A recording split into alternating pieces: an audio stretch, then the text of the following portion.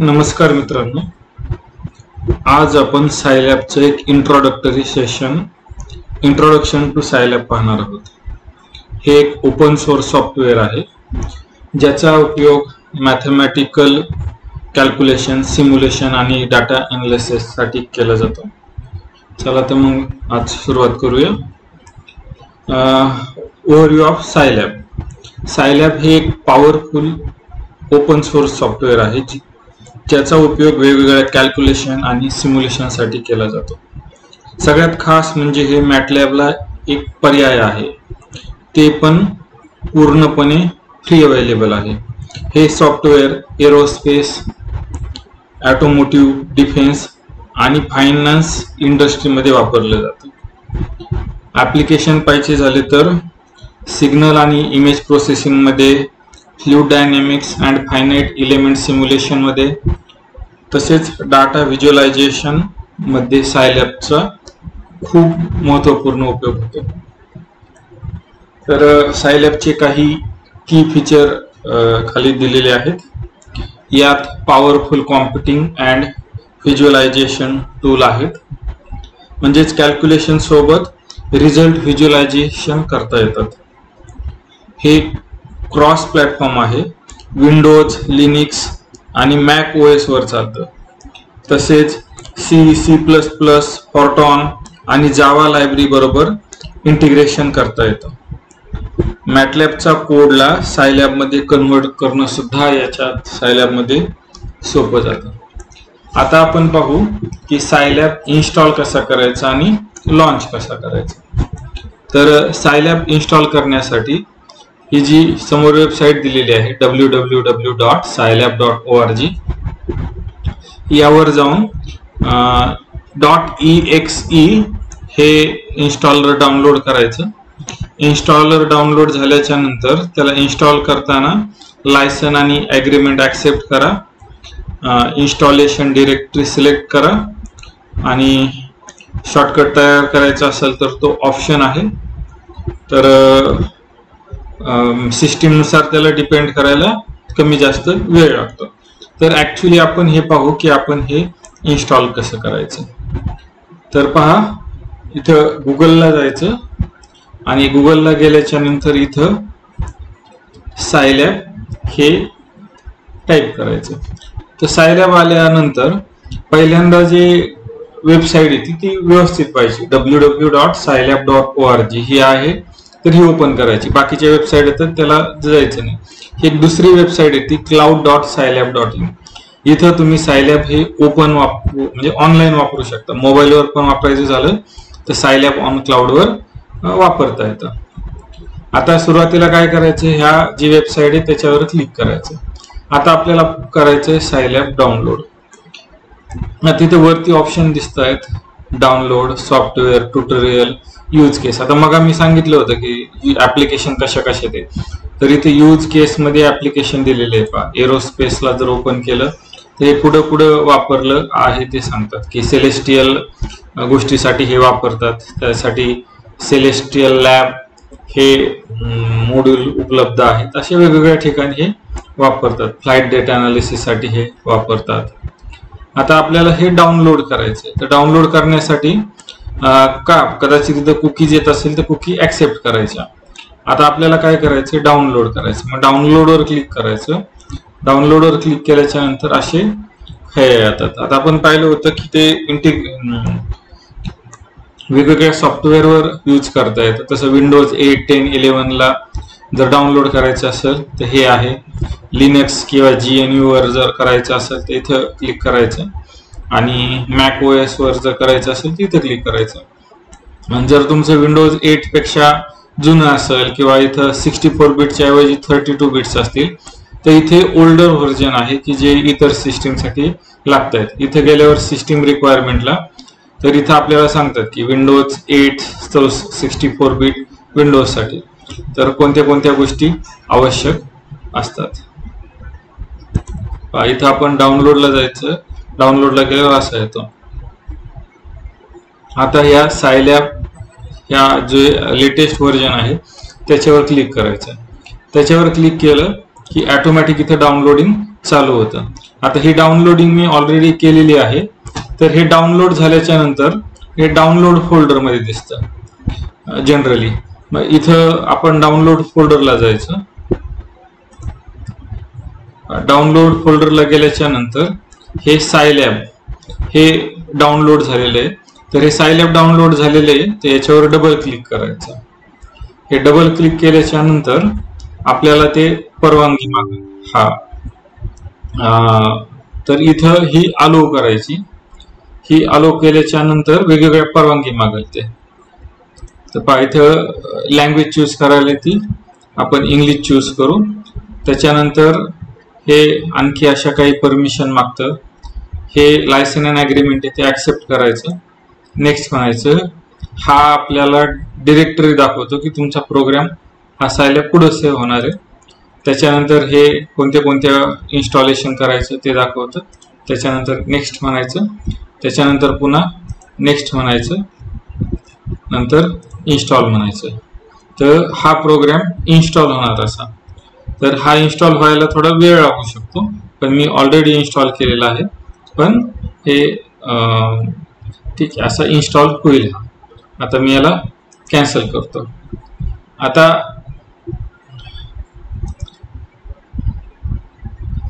हा इन्स्टॉल केल्याच्या नंतर डेस्कटॉपवर तुम्हाला अशा प्रकारचं एक आयकॉन तयार होईल. इथं जे दिसतंय सायलॅब 2025 अशा प्रकारचे आयकॉन तयार होईल. तर सायलॅब ओपन करण्यासाठी त्याच्यावर डबल क्लिक करायचं. आपलं सायलॅब डाउनलोड झालं, इन्स्टॉल झालं. आता आपण सायलॅबला लॉन्च करतोय. तर असं काही क्षणात सायलॅब ओपन होईल. हे असा सायलॅबचा इंटरफेस आहे. हे झालं लॉन्चिंग पर्यंत.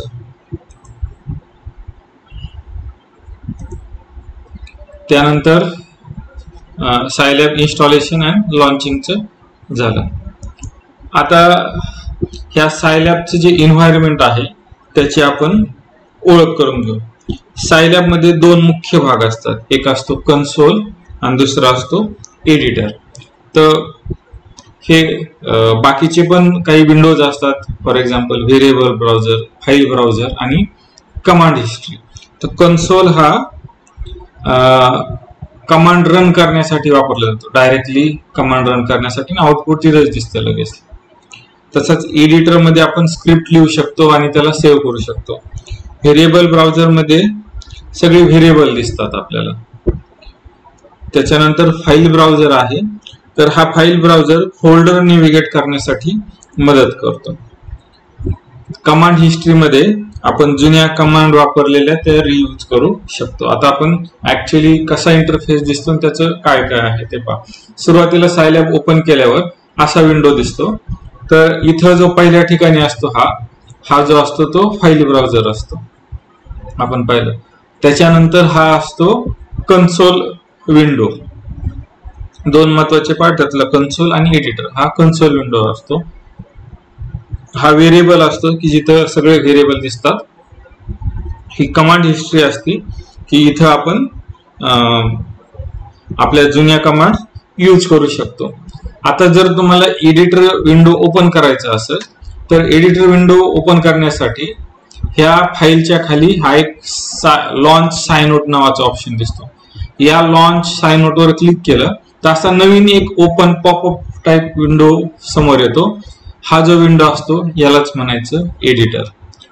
तसंच आणखी एक ग्राफिक्स विंडो असतो. आपण एखादा ग्राफ जर प्लॉट केला तर असा एक ग्राफिक विंडो नवीन विंडो तयार होतो. तर याला म्हणायचं ग्राफिक विंडो. आता आपण ऍक्च्युली सायलॅब वर जाऊन पाहू की सायलॅबचं काय काय असतं. आता पहा इथं जो आहे तो फाईल ब्राउझर आहे. इथं जो डाव्या साईडला दिसतो तो फाईल ब्राउझर आहे. इथं कन्सोल विंडो आहे. इथं व्हेरिएबल ब्राउझर आहे. इथं कमांड हिस्ट्री आहे आणि खाली हे न्यूज फीड असतं कम्युनिटी साठी. आता पहा इथं आपले वेगवेगळे फोल्डर असतात. तर जनरली आपण याच्यात वेगवेगळे फोल्डर तयार करू शकतो. मी सायलॅब फोल्डर तयार केलेला आहे. तर सायलॅब मध्ये माझ्या सगळ्या फायली सेव्ह राहतात. आता हा जो असतो हा जो बाण आहे याला म्हणायचं प्रॉम्प्ट. प्रॉम्प्टचा अर्थ असा की तुमचा प्रोग्राम करायला रेडी. आता ज्यावेळेस तुम्ही या फाईल ब्राउझर मध्ये क्लिक करता वरचे ऑप्शन व्हॅनिश होतात. आता जर तुम्ही इकडे कन्सोल मध्ये क्लिक केलं तर हे ऑप्शन चालू होतात. आता आपण एक हे करून पाहू, a इज इक्वल टू 2. तर पहा इथं आपल्याला व्हेरिएबल दिसला a इज इक्वल टू 2. तर व्हेरिएबल जिथे जिथे येईल तिथे तिथे व्हेरिएबल इथं ऍड होत चालतं. इथं कमांड हिस्ट्री जुनी सगळी काय काय कसं केलं ते. आता आपल्याला एडिटर विंडो जर ओपन करायचा असेल तर इथं डाव्या साईडला फाईलच्या खाली साइन आउट ऑप्शन आहे. लॉन्च साइन आउट वर क्लिक केलं तर हा नवीन विंडो तयार होतो. ह्या अशा प्रकारे अनटायटल येईल. आता हा अनटायटल आला तर सुरुवातीला याला सेव्ह करायचं. तर इथं मी सायलॅब ओपन केलेले सायलॅब नावाचा फोल्डर हा तयार करावा लागतो. मग तो तयार झाल्याच्या नंतर फाईलवर जायचं, फाईलवर जाऊन सेव्ह नाव द्यायचं. आता ह्या फोल्डरला आपण सायलॅब मध्ये सेव्ह करतोय तर याला नाव देऊ थर्ड प्रोग्राम. ऑलरेडी फर्स्ट आहे, आपण याला नाव देऊ थर्ड प्रोग्राम. तसा हा प्रोग्राम सेव्ह होईल. इथं तुम्हाला प्रोग्राम लिहावा लागेल. सपोज मी लिहिला a इज इक्वल टू 12. सेमिकोलनचा अर्थ की ते तुमच्या आउटपुट मध्ये दिसणार नाही. b इक्वल टू 14 आणि c इक्वल टू a प्लस b लिहिला. आता मला याला डिस्प्ले करायचं, आपण ते पुढे पाहणार आहोत. ते इथं डिस्प्ले करायचं. ते डिस्प्ले काय करायचं c. तर हे c जर डिस्प्ले केला तर तुम्हाला c यांची सम दिसेल. आता इथं प्रोग्राम रन कसा करायचा, तर हा जो ऑप्शन आहे या सेव्ह आणि एक्झिक्यूट आहे. तर शक्यतो हाच करायचा, सेव्ह आणि एक्झिक्यूट. आता सेव्ह झाला, एक्झिक्यूट झाला तर हा आला c इज इक्वल टू 26 म्हणजे आपल्याला यांची सम मिळाली.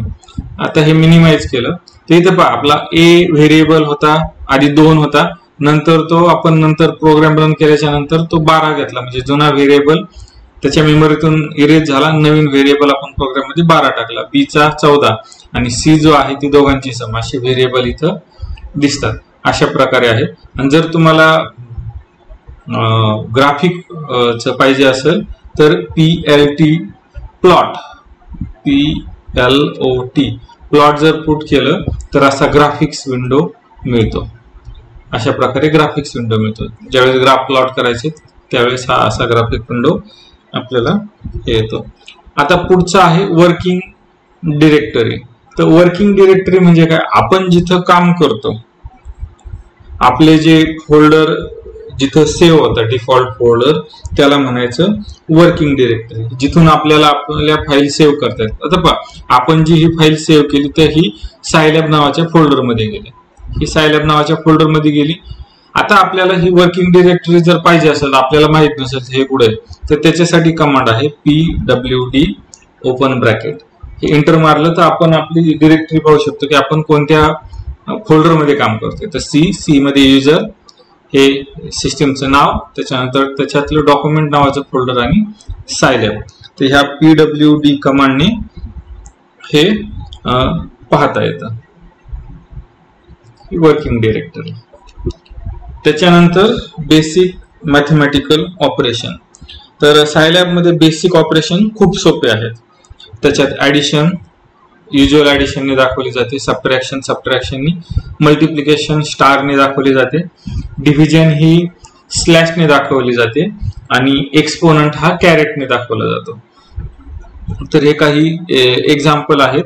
तर ते एक्झाम्पल आपण टॅली करून पाहू. सपोज मला 3+4 करायचं तर 3+4 करा, तुमचं आन्सर येऊन जाईल. मल्टिप्लिकेशन करायचं 7 स्टार 6 तर हे मल्टिप्लिकेशन येईल. 7/4 4 ने 7 ला डिवाइड करायचं तर आन्सर हे आलं. तर मला करायचं आहे 6 चा 4th पॉवर, तर 6 कॅरेट 4 लिहायचं. तर हे बेसिक ऑपरेशन आहेत या प्रकारे.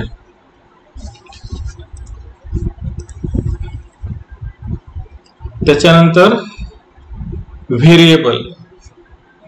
आपण पाहणार आहोत व्हेरिएबल. तर व्हेरिएबल म्हणजे काय, तर सायलॅब मध्ये व्हेरिएबल म्हणजे डेटा स्टोअर करण्याची जागा. तर सायलॅब मध्ये व्हेरिएबल हे नंबर असू शकतात, स्ट्रिंग असू शकतात, मॅट्रायसेस असू शकतात. तर व्हेरिएबल मध्ये आपण पर्टिक्युलर एक्झाम्पल पाहू इथं खाली. तर व्हेरिएबल मध्ये a इज इक्वल टू 10 हा व्हेरिएबल डिफाईन केलेला, b इज इक्वल टू 5 हा व्हेरिएबल डिफाईन केलेला आहे. तर व्हेरिएबल डिफाईन करण्याचे पण काही रूल असतात. तर सुरुवात ही नेहमी स्मॉल किंवा कॅपिटल लेटरनी करायची आणि नंतर तुम्ही नंबर वापरू शकता आणि स्पेशल सिम्बॉल मधला फक्त अंडरस्कोर हा सिम्बॉल वापरू शकता. आपण काही व्हेरिएबल पाहू की ज्यांनी आपल्याला हे करता येईल. तर suppose capital A equal to मी मॅट्रायसेस लिहितो. Capital A is equal to matrices कसा लिहितात, स्क्वेअर ब्रॅकेट मध्ये 1 2 3. आता हा जी पहिली रो झाली, रो मधले एलिमेंट स्पेसनी सेपरेट करतात आणि कॉलम हे सेमीकोलननी सेपरेट करतात. 3 4 5. आता ज्यावेळेस मी इंटर मारेल त्यावेळेस हा ए हा मॅट्रिक्स आहे. तर इथं हा कॅपिटल ए हा तुमचा डेटा टाईप दिसून जाईल तुम्हाला. आता हा ए हा व्हेरिएबल झाला. आता मी जर असं केलं डी इज इक्वल टू माझं एक नाव लिहिलं मानव, तर ह्या मानव ऍक्सेप्ट करत नाही, कारण याला लागतात एक तर नंबर, एक तर स्ट्रिंग किंवा मॅट्रायसेस. तर स्ट्रिंग म्हणजे सिक्वेन्स ऑफ कॅरेक्टर. स्ट्रिंग म्हणजे काय, सिक्वेन्स ऑफ कॅरेक्टर.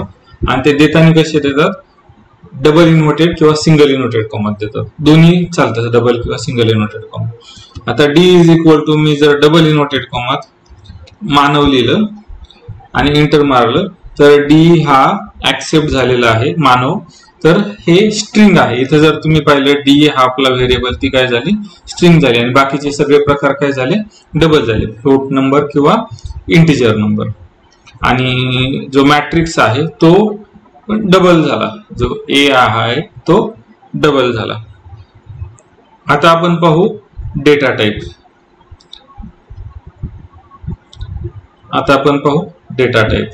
तर डेटा टाईप म्हणजे काय की सायलॅब त्या विशिष्ट फॉर्मॅटला सपोर्ट करतो, त्याला म्हणायचं डेटा टाईप. तर सायलॅब मध्ये विविध डेटा टाईप आहे आणि प्रायमरी स्ट्रक्चर हे त्याचं मॅट्रायसेस आहे. तर पहिला डेटा टाईप आहे डबल म्हणजे फ्लोटिंग पॉइंट नंबर. इथं तुम्ही इंटिजर टाकलं तरी चालतं. आता x इज इक्वल टू 3.14 हा एक तुमचा प्रकार झाला. म्हणजे हा तुम्ही नंबर स्टोअर केला, x हा व्हेरिएबल झाला आणि त्याची व्हॅल्यू किती झाली 3.14. दुसरा प्रकार पडतो स्ट्रिंग. स्ट्रिंग हा टेक्स्ट डेटा घेतो, म्हणजे सिक्वेन्स ऑफ कॅरेक्टर. तर हा देताना नेहमी इन्व्हर्टेड कॉमा मध्ये द्यावं लागतो. तिसरा प्रकार आहे मॅट्रिक्स. मॅट्रिक्स म्हणजे अरे ऑफ एनी डेटा टाईप. आता हा मॅट्रिक्स कसा देतात, आता सांगितलं होतं की रो मध्ये स्पेस द्यायचा किंवा कॉमा दिला तरी चालतो आणि कॉलम सेपरेट एका रो ला स्पेस किंवा कॉमा द्यायचा आणि पुढचा रो घेण्यासाठी सेमीकोलन द्यायचं. त्याच्यानंतर पुढचा प्रकार आहे लिस्ट. आता वरच्या डेटा टाईप मध्ये सगळं एका स्टेप्स झालं, पण लिस्ट ही काय करते, लिस्ट वेगवेगळ्या प्रकारच्या एलिमेंटला एका फॉर्मॅटमध्ये आणते. आता लिस्टचा कमांड कशी आहे, तर इथं लिस्ट मध्ये लिस्ट डिफाईन करावं लागते, L is equal to list. आणि याच्या आत तुम्ही कोणतेही डेटा टाईप टाकू शकता. वरचे डबल टाकू शकता, मॅट्रायसेस टाकू शकता, स्ट्रिंग टाकू शकता, इव्हन लिस्ट मध्ये लिस्ट पण टाकू शकता, बुलियन टाकू शकता, या प्रकारे. आता बुलियन म्हणजे काय, तर बुलियन म्हणजे ही लॉजिकल व्हॅल्यू असते, आयदर ट्रू ऑर फॉल्स. जर आपल्याला ट्रू लिहायचं असेल तर सिम्बॉल त्याच्यासाठी आहे पर्सेंटेज ऑफ ट्रू आणि फॉल्स लिहायचं असेल तर पर्सेंटेज ऑफ फॉल्स. त्याच्यानंतर आपण पाहणार आहोत comparison and logical operator. Comparison operator आणि लॉजिकल ऑपरेटर.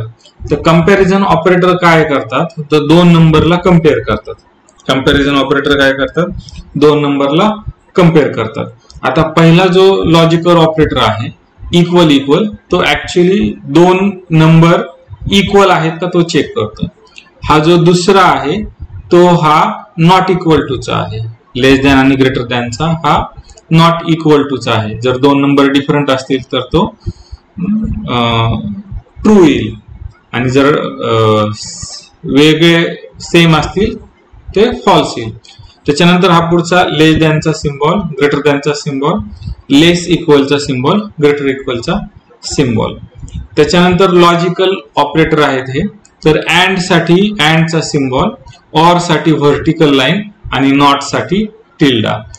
तर हे बऱ्याच एक्झाम्पल मध्ये आपण वापरू शकतो. तर आपण हे व्हेरीफाय करू काही गोष्टी. आता आणखी एक, इथं आपल्याला काही बेसिक कमांड माहित असायला पाहिजे. जर मी एखादा व्हेरिएबल डिलीट करायचा आहे, इथं दिसताना मला capital A, small A, B, C, D असे व्हेरिएबल दिसतात. आता सपोज मला जर बी हा डिलीट करायचा आहे व्हेरिएबल, तर मी त्यासाठी टाईप करणार clear space be without bracket. हा जर टाईप केला तर इथं जो बी व्हेरिएबल दिसत होता तो नष्ट झाला. आता मला ही पूर्ण स्क्रीन जर क्लिअर करायची असेल तर मला टाईप करावं लागेल सीएलसी. सीएलसी ने हा पूर्ण कन्सोल क्लिअर होतो, मात्र व्हेरिएबल तसेच राहतात. तर मी सीएलसी टाईप करून इंटर मारला तर ते मला मेसेज विचारतात की खरंच करायचं का. मग ते केल्यावर सगळं क्लिअर होतं, पण व्हेरिएबल तसेच आहे. आणि मला जर सगळे व्हेरिएबल जर क्लिअर करायचे असतात, मला जर ए रिकॉल करायचं असेल तर मी ए टाईप करणार, ए घेणार. डी घ्यायचा असेल तर माझा डी हा मानू आला. आता मला हे सगळे व्हेरिएबल मला काय करायचे, क्लिअर करायचे. तर त्याच्यासाठी जस्ट कमांड काय वापरायची, क्लिअर. असं जर झालं तर सगळे व्हेरिएबल काय झाले तुमचे, क्लिअर झाले. आणि सीएलसी जर केली तर सगळे कन्सोल हा क्लिअर झाला. आता आपण पाहू कंपॅरिझन. आता माझ्याकडे ए इक्वल टू आहे 12 आणि बी इक्वल टू आहे 14. तर आता मला माहिती हे दोघं इक्वल आहे किंवा नाही. मग मी ए इक्वल टू बी म्हणलं तर हे फॉल्स येणार आहे, हे फॉल्स बुलियन ऑपरेटर. आता मी म्हटलं ए नॉट इक्वल टू बी तर हे ट्रू येणार आहे, याला नॉट इक्वल टू म्हणायचं. नॉट इक्वल टू ला आणखी एका प्रकारे केलं जातं, ए टिल्डा इक्वल टू बी, याला पण ए नॉट इक्वल टू बी म्हणायचं. आणखी जर करायचं असेल तर ए लेस इक्वल बी आहे का, तर ए हा 12 हा 14 पेक्षा कमी आहे तर यस, तर ट्रू. अशा प्रकारे हे लॉजिकल ऑपरेटर आपण वापरू शकतो. त्याच्यानंतर पुढे आहे इनबिल्ट फंक्शन. आता इनबिल्ट फंक्शन म्हणजे काय, ते ऑलरेडी डिफाईन झालेले फंक्शन असतात. मॅथमॅटिक्स सारखंच प्रोग्रामिंग मध्ये सुद्धा फंक्शन इनपुट घेतात आणि आउटपुट देतात. आता सायलॅब मध्ये काही प्री डिफाईन फंक्शन आहे, बिल्ट इन फंक्शन आहे की जे व्हॅल्यू घेतात आणि डायरेक्ट आउटपुट देतात, त्याच्यासाठी प्रोग्राम लिहायची गरज पडत नाही. तर for example square root of 16 जर लिहायचं असेल तर SQRT ऑफ 16. डिस्प्ले ही कमांड डिस्प्ले करते जे आहे ते. त्याच्यानंतर एक कमेंट असते. एखादा प्रोग्राम आपल्याकडे असेल, मोठा लिहिला असेल आणि आपल्याला तो कोड एक्सप्लेन करायचा असेल समोरच्याला वाचण्यासाठी, तर हा डबल स्लॅश दिला तर ते त्याच्या पुढे जे लिहिलेलं आहे त्याला म्हणायचं कमेंट. आणि कमेंट हे प्रोग्राम मध्ये इंटरफेअर करत नाही. आपण ते पाहू. आता पहा, मी इनबिल्ट फंक्शन वापरतो, त्याच्यासाठी आधी मी हे क्लिअर करतो. आता इनबिल्ट फंक्शन वापरतो SQRT square root of, suppose आपण घेऊ 16. तर हे इनबिल्ट फंक्शन आहे, त्याच्यासाठी ऑलरेडी प्रोग्राम याच्यात तयार आहे. किंवा साइन ऑफ 3.14 घेऊ तर हा जवळजवळ 0च्या आसपास येतो. साइन, कॉस, टॅन हे जे ट्रिगोनॉमेट्रिक फंक्शन आहे हे डिफॉल्ट रेडियन व्हॅल्यू घेतात, म्हणजे ही जी व्हॅल्यू आहे ही पायच्या आसपासची. साइन पाय हा 0 असतो. तसंच कमेंट कशी लिहितात, सपोज मी एखादं फंक्शन घेतलं एस किंवा एक्सपोनेन्शियल ऑफ 3 घेतलं, तर मला इथं कमेंट द्यायची असेल, मी काय लिहितो त्यासाठी स्लॅश द्यायचे 2, काय कमेंट द्यायची ते घ्यायचे. तर ही व्हॅल्यू आली आणि ही कमेंट ह्या कमेंटनी इंटरफेअर केलेलं नाहीये प्रोग्राम मध्ये. तर कमेंटमुळे कोड आणखी व्यवस्थित एक्सप्लेन करता येतो. त्याच्यानंतर आणखी दोन फंक्शन आहे. आउटपुट फंक्शन म्हणजे आपल्याला एखादी व्हॅल्यू जर व्यवस्थित पाहिजे असेल तर त्यासाठी आउटपुट फंक्शन आहे. तर ऍक्च्युली सायलॅब मध्ये 4 आउटपुट फंक्शन आहे, पण बेसिकली 2 जास्त वापरले जातात. एक आहे डिस्प्ले आणि एक आहे प्रिंट एफ. काही ठिकाणी प्रिंट एम आहे. असे वेगवेगळे मॅट्रायसेससाठी प्रिंट एम पण वापरलं जातं. आपण 2च पाहणार आहोत. एक म्हणजे डिस्प्ले फंक्शन आणि दुसरं म्हणजे प्रिंट एफ फंक्शन. हे आउटपुट दाखवण्यासाठी. आता पहा, डिस्प्ले फंक्शन काय करतं तर आउटपुट मेसेज डिस्प्ले करतं. जे त्याला दिलंय ते डिस्प्ले करतं. प्रिंट एफ काय करतो, आउटपुट मेसेजेस डिस्प्ले करतो, पण तो फॉर्मॅटेड असतो. फॉर्मॅटेड म्हणजे आपण त्याच्यात काही गोष्टी काय करू शकतो, चेंज करू शकतो. आता इथं जो हा छोटासा कोड लिहिलाय त्याच्यात x हा व्हेरिएबल डिफाईन केला, x इज इक्वल टू 10. इथं कमेंट लिहिली असाइन व्हेरिएबल x टू 10 आणि display the value of x is colon double inverted comma complete comma x. हा काय करतो, हा जो मेसेज आहे इन्व्हर्टेड कॉमातला तो तसाच प्रिंट करतो. कॉमा नंतरचं जे आहे ते नेक्स्ट लाईनला प्रिंट करतो. मग आपण हा छोटासा प्रोग्राम रन करू. आता जनरली प्रोग्राम लिहिताना कन्सोल मध्ये न लिहिता एडिटर मध्ये लिहायचे असतात. मग एडिटरला जायचं, वाटलं तर आपण आणखी नवी घेऊ. इथं आपण याला सेव्ह कसं करायचं, फाईल सेव्ह. तर इथं आपण त्याला नाव देऊ डेमो. डेमो देऊन हे करायचं. आता आपला ही डेमो फाईल आलेली आहे. इथं आपली डेमो फाईल दिसेल. आता इथं आपल्याला काय करायचंय, डिस्प्लेचा प्रोग्राम लिहायचा. x इज इक्वल टू 10 हा सेमीकोलन द्यायचा, कारण तो x ची व्हॅल्यू पुन्हा डिस्प्ले नाही झाली पाहिजे. इथं काय वापरायचं, डिस्प्ले ब्रॅकेट मध्ये. डिस्प्ले हे फंक्शन आहे, जिथं फंक्शन येतं तिथं ब्रॅकेट येतं. जर ते नल घेत असेल तरी ते एम्प्टी ब्रॅकेट येतं. फॉर एक्झाम्पल PWD चं मगाचं फंक्शन. आता डिस्प्ले आहे, तर डिस्प्ले मध्ये आपल्याला जर एखादं डिस्प्ले करायचं असेल, सपोज मला काय करायचंय, the value of x is. आता मला हे सेंटेन्स पुढे झालं पाहिजे आणि त्याच्या पुढे मला काय झालं पाहिजे, त्याच्या खालच्या लाईनला x ची व्हॅल्यू पुढे झाली पाहिजे. तर मी हे इथे कॉमा देऊन x दिला, तर पहिल्यांदा प्रिंट होणार the value of x is एवढं सेमीकोलन इन्व्हर्टेड कॉमा मधला, नंतर त्याच्या खालच्या लाईनला x हे प्रिंट होणार. रन करायचं म्हणलं तिथे जायचं सेव्ह अँड एक्झिक्यूट वर. तर हा प्रोग्राम ह्या कन्सोल मध्ये एक्झिक्यूट होतो. हा प्रोग्राम पुढे एक्झिक्यूट होतो कन्सोल मध्ये. पहा याचं आउटपुट कसं आलं, the value of x is 10. म्हणजे हा जो आपण कोड लिहिला होता तर ही x ची व्हॅल्यू प्रिंट नाही झाली. मग डिस्प्ले करताना काय झालं, the value of x is आणि ही 10 व्हॅल्यू इथं प्रिंट झाली. आता ही झाली आउटपुट मधले डिस्प्ले फंक्शन. आता पुढचं पाहायचं आहे आपल्याला प्रिंट एफ. प्रिंट एफ मध्ये आपण जे आउटपुट आहे त्याला व्यवस्थित फॉर्मॅट करू शकतो. आता आपण प्रोग्राम लिहू आणि मग पाहू की नेमकं त्याचं काय आहे. आता फाईल आपण याच प्रोग्राम मध्ये तो एडिट करू. आता a ची व्हॅल्यू घेतली 5, सेमीकोलन b ची व्हॅल्यू घेतली 7. अशी लिहिली तरीही चालेल किंवा नेक्स्ट लाईन लिहिली तरी, एका लाईनीला दोन्ही सेमीकोलन देऊन दिलेला तरी चालते.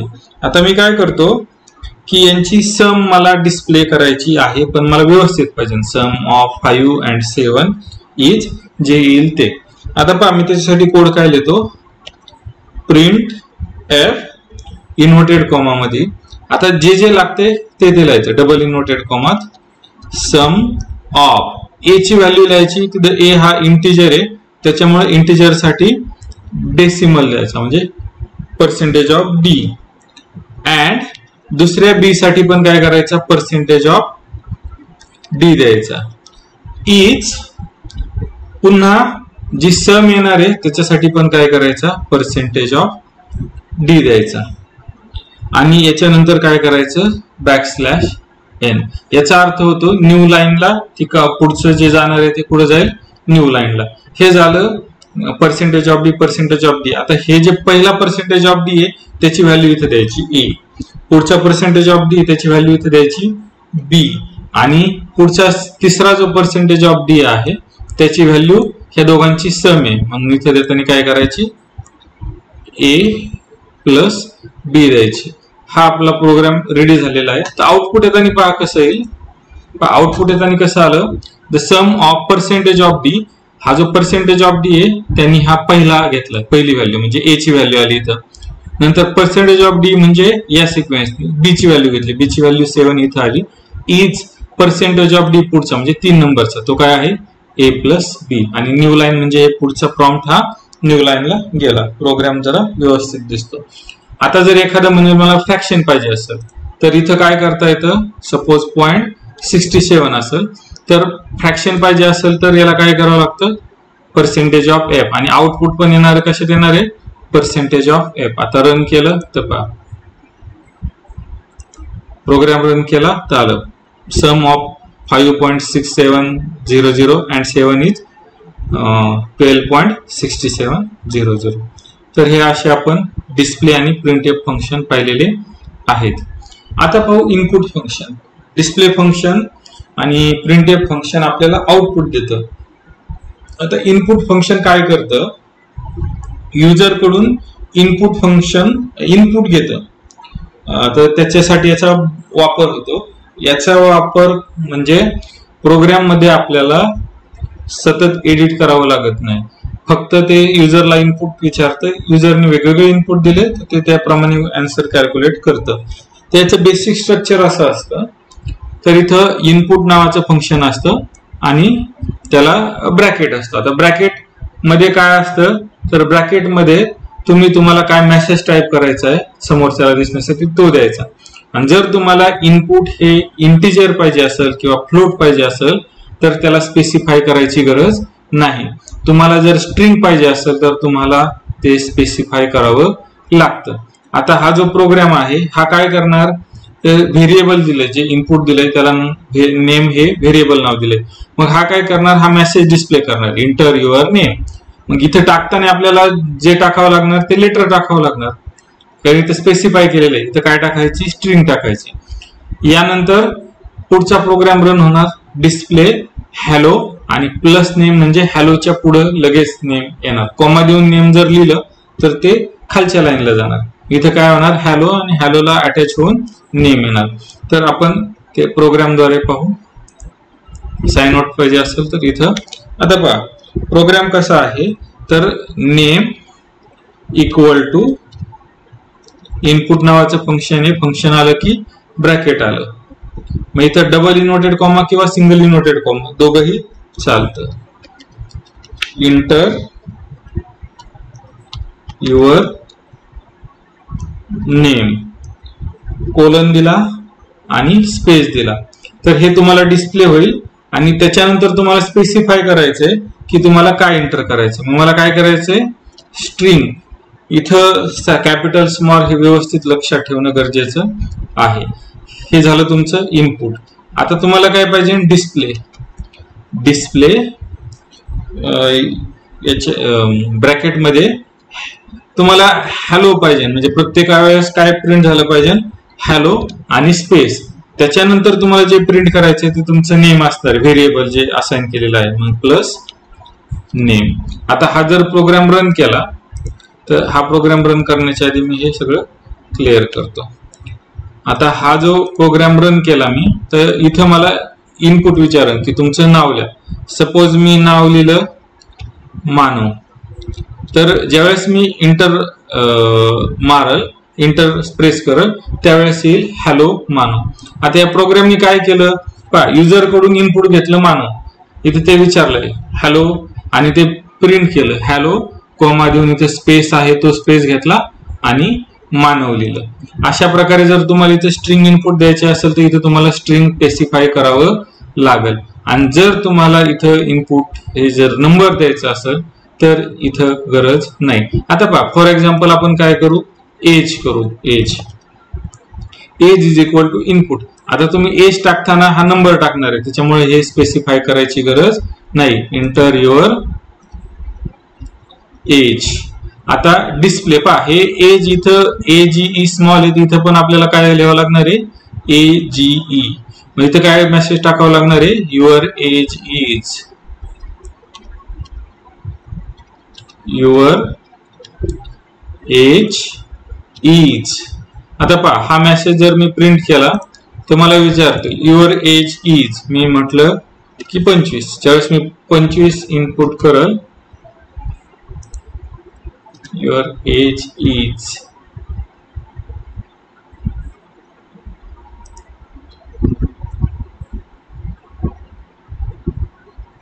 सॉरी इथं कॉमा द्यावा लागेल, कॉमा देऊन नेक्स्ट लाईनला येईल.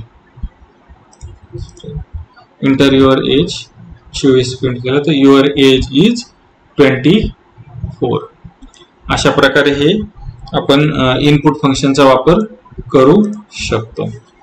त्यानंतर आहे काही mathematical constant.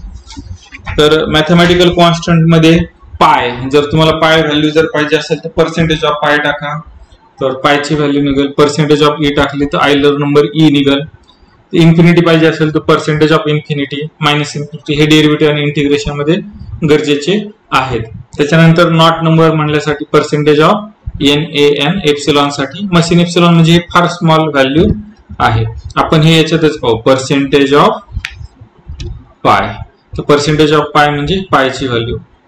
Percentage of e म्हणजे आयलर नंबर ई ची व्हॅल्यू. आणि बाकीचे पर्सेंटेज ऑफ INF इन्फिनिटी म्हणजे इन्फिनिटी असे आहेत. त्यानंतर पुढे आहे युजफुल मॅथमॅटिकल फंक्शन. आता मॅथमॅटिकल युजफुल फंक्शन कोणते असतात? Trigonometric function, square root, log, exponential, absolute value आणि भरपूर सारे.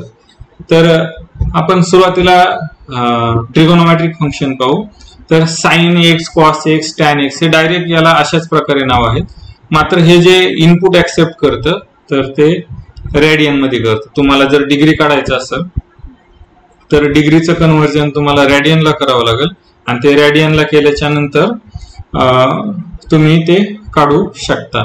आता जर मला साइन π/2 काढायचं आहे, π/2 ऑब्विसली रेडियन मध्ये आहे, तर कसं काढणार? साइन पाय कसा लिहिणार? Percentage of π/2. तर स्क्वेअर रूट काढायचं, स्क्वेअर रूट मग पहिले लॉग काढायचं, तर नॅचरल लॉगॅरिथम आहे. लॉग एक्स म्हणजे हा नॅचरल लॉगॅरिथम. लॉग 10 म्हणलं तर लॉग टू द बेस 10. त्याच्यानंतर exponential of x, absolute value म्हणजे मॉड्युलस. त्याच्यानंतर हे जे फंक्शन आहेत sine, square root, log, exponential, absolute value हे 1 इनपुट घेतात. मात्र हे जे पुढचे फंक्शन आहे सम, मिनिमम, मॅक्झिमम, हे मात्र तुम्हाला हा रो मॅट्रिक्स द्यावा लागेल. हा स्क्वेअर ब्रॅकेट मध्ये हा जो दिलाय तो काय असतो? रो मॅट्रिक्स असतो. आता आपण ऍक्च्युअली याचे प्रोग्राम पाहू. तर मला काय काढायचंय? साइन ऑफ π/2 काढा किंवा पाय काढायचा आहे. मग पाय कसा काढणार? पर्सेंटेज ऑफ पाय. तर ही साइनची पायची व्हॅल्यू किती असती? 0 असती. पण हा काय करतो? हा 0 डायरेक्टली न देता आता हा देतो 1.225d रेस टू -16. म्हणजे काय? -16 म्हणजे काय? d⁻⁻16. आणि d⁻⁻16 म्हणजे अप्रॉक्सिमेटली हे 0च्या जवळच येतं. लॉग काढायचा आहे, नॅचरल लॉग आहे. Log of percentage of E हा जर काढला तर किती येईल? 1 येईल.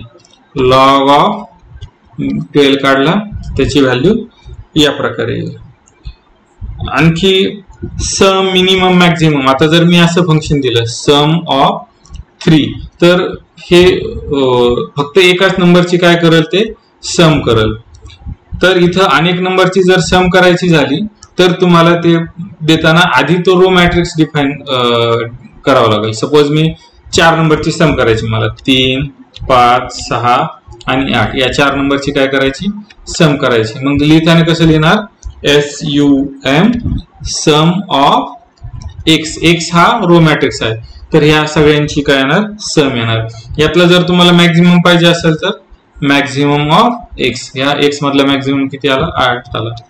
मिनिमम ऑफ एक्स जर पाहिजे असेल तर हा मिनिमम आला. जर सगळ्यांचं प्रॉडक्ट पाहिजे असेल ह्या सगळ्या नंबरचं तर प्रॉडक्ट ही कमांड वापरायची आहे. हे युजफुल मॅथमॅटिकल फंक्शन झालं. आता आपण शेवटी दोन छोटेसे प्रोग्राम पाहू, हे कसे लिहायचे. तर पहिल्यांदा असं एक्झाम्पल विचारलंय की write a Scilab program to accept radius of circle from user and calculate its area. म्हणजे काय करायचं, युजरला सांगायचं की तू इनपुट दे आणि काय कॅल्क्युलेट करायला लावायचं, एरिया कॅल्क्युलेट करायला लावायचा. तुम्ही डिस्प्ले फंक्शन वापरू शकता आणि किंवा प्रिंटएफ फंक्शन वापरू शकता. तर प्रोग्राम पाहायचा कसा येईल. तर सुरुवातीला मला काय करावं लागणार, इनपुट द्यावं लागणार, कारण युजरला विचारायचंय की तू इनपुट मध्ये व्हॅल्यू टाक, त्या रेडियसचा मी काय काढू शकतो, त्या रेडियसची जो सर्कल आहे त्याचा मी एरिया काढू शकतो. त्यासाठी आपल्याला इनपुट द्यावा लागेल आणि एरियाचा फॉर्म्युला माहित असणं आवश्यक आहे. तर आपण तो प्रोग्राम ऍक्च्युअली सॉल्व्ह करू. तर प्रोग्राम सॉल्व्ह करण्यासाठी आपण एडिटरच वापरू. तर आपल्याला काय करायचे, रेडियस समोरच्याला विचारायचे. मग आर इक्वल टू इनपुट. आता इथं इंटिजर आहे त्याच्यामुळं इंटिजर किंवा फ्रॅक्शन आहे त्याच्यामुळे आपल्याला इनपुट स्ट्रिंग देण्याची गरज नाही, स्पेसिफाय करण्याची गरज नाही. मग मी काय म्हणतो, तर इंटर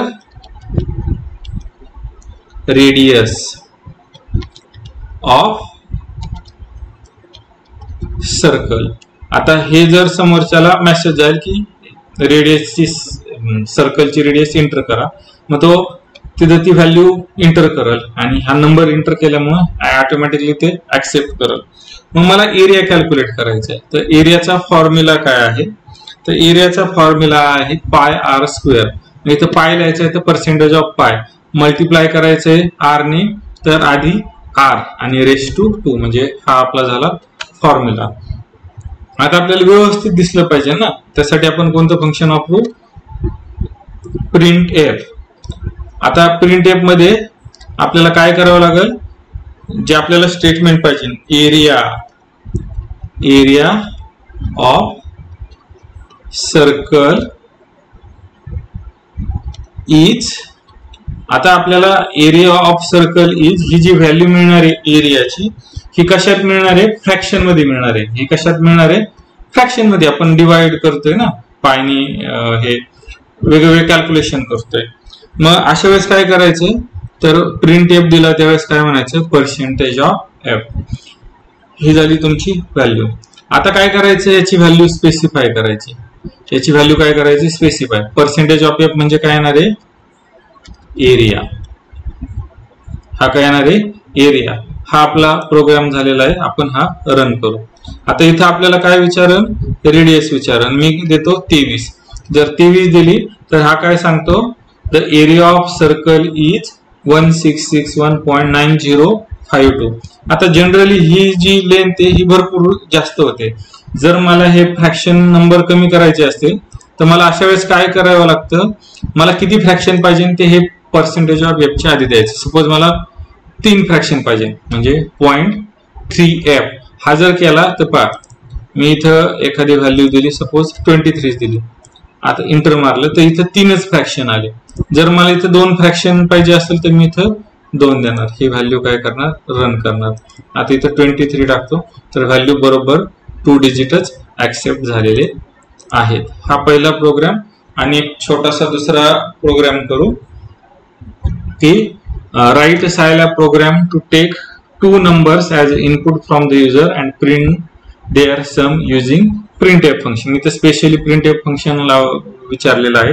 आता इथं युजरला 2 इनपुट द्यायचे. एका वेळेस आपण किती इनपुट देऊ शकतो, तर पहिल्यांदा पहिलं इनपुट द्यायचं, दुसऱ्यांदा दुसरं इनपुट द्यायचं. तर आपण त्याचा छोटासा प्रोग्राम आहे तो पाहू. तर पहा, ए इक्वल टू आपल्याला इनपुट विचारायचं आहे ना, मग A equal to input write first number semicolon देऊन स्पेस दुसरा नंबर राईट करायला हवा. Input write inverted comma, single inverted comma वापरला तरी चालतो. Write second second number. Generally आपण इंटिजर ठेवू. मग आपल्याला याची काय करायची, सम करायची. तर सम हे देणं थोडंसं रिस्की असतं, कारण सम हे फंक्शन आहेत. मग मी काय करतो, समच्या जागी एस देतो. एस हा काय आहे, ए प्लस बी आहे. आता मला हे काय करायचं, प्रिंट एफ फंक्शन वापरायचं. Print F.